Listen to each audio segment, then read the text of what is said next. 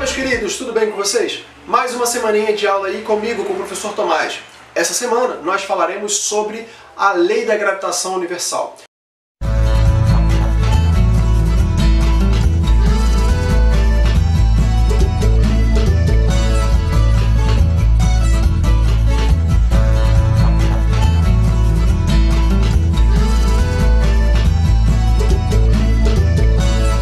Só que antes de nós chegarmos na lei da gravitação universal desenvolvida por Newton, nós temos que falar de dois carinhas aí que foram extremamente importantes para a física e até onde Newton conseguiu chegar. Nós falaremos de Kepler, claro que falaremos, porque foi ele que desenvolveu as três leis de Kepler. Só que Kepler, vamos pensar assim, que ele foi o atacante desse time aí. Por quê?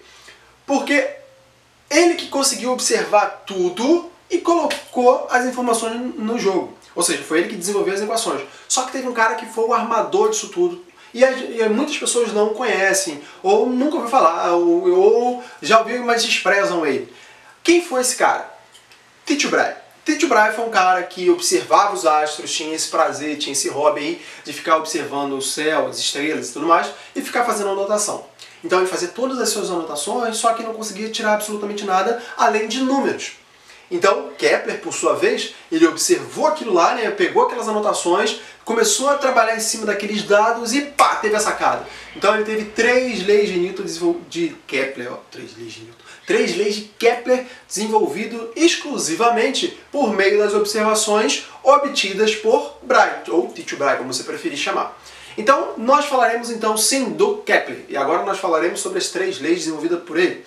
A primeira lei de Kepler, ou lei das órbitas, diz o seguinte: ela diz que todos os planetas vão girar em órbitas elípticas, sendo que o Sol necessariamente vai ocupar um dos focos. Tomás, mas aí na maioria dos casos a gente faz como órbitas circulares. Sim, não estou falando que isso está errado. Isso são mecanismos matemáticos e nós conseguimos trabalhar de forma mais simples. No entanto, você tem que saber que quando você está falando na lei da gravitação universal, né, você está trabalhando com órbitas elípticas. Os corpos celestes não vão se deslocar, né, vão transitar em torno da nossa galáxia simplesmente por círculos. Ele vai transitar por meio de órbitas elípticas. Tá? Então essa é a primeira lei de Kepler. A segunda lei de Kepler, ou lei das áreas, diz o seguinte: que esse planeta ele vai se deslocar em diferentes áreas. Então vamos colocar de acordo com a imagem aí, você vai ver que eu tenho duas áreas distintas, a 1 e a 2. Na imagem elas parecem que são diferentes, mas não se engane. Quando nós estamos falando sobre a segunda lei de Kepler, eu quero dizer para você que esse corpo celeste vai deslocar áreas iguais, né, que são, área 1 e área 2 que são iguais, em tempos iguais. Tomás, mas isso não faz sentido. Faz sim, que nós vamos chegar nesse ponto que eu quero falar para você. Que quando nós estamos trabalhando com órbitas elípticas, eu tenho dois pontos distintos, que é o afélio e o periélio. O que é cada um deles? O afélio é o ponto na elipse, né, na trajetória elíptica, mais distante do Sol. O periélio, por sua vez, é o ponto mais próximo do Sol, do foco que você estiver trabalhando. Então eu quero mostrar para você o seguinte: se eu estiver trabalhando com um planeta circulando o Sol, eu quero dizer que quando o cara estiver lá no afélio mais distante, vai ter dois comportamentos distintos. Eu vou falar quando o planetinha começar a se deslocar em direção ao Sol. Quando ele começar a se deslocar em direção ao Sol, a velocidade desse cara vai aumentar cada vez mais, ou seja, há um movimento acelerado ali. Então ele vai percorrer uma área. Por sua vez, quando ele passar do Sol, ele não vai acelerar mais, ele vai diminuir essa velocidade cada vez mais. Não vai parar, mas ele vai diminuir essa velocidade. E essa diminuição de velocidade faz com que ele demore o mesmo período para ele percorrer aquela área que foi o mesmo período para que ele fizesse na área 1. Então eu quero mostrar para você o seguinte, que para determinadas áreas eles vão percorrer ao mesmo tempo e, consequentemente, eles vão percorrer a mesma área. Isso é a segunda lei de Kepler. E a terceira lei de Kepler, Tomás, o que eu quero dizer com isso daí? A terceira lei de Kepler, ela vai nos dar a ideia do período de rotação e do raio de orbitação desse planetinha. E o legal é que a gente consegue atribuir vários outros planetas. Mas por que isso? Porque a partir dessa informação que o período ao quadrado sobre o raio ao cubo, isso vai nos gerar a constante de Kepler. Então a constante de Kepler é o período de rotação em relação ao raio de rotação, definido por essa equação que você está vendo.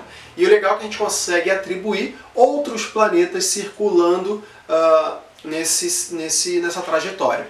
E isso é interessante porque cai em diversos concursos aí para você que quer ir para a faculdade, concurso militar. São informações muito úteis para você, que você precisa saber como chegar na constante de Kepler. É definido por essa equaçãozinha que você viu, tá? Não tem mistério.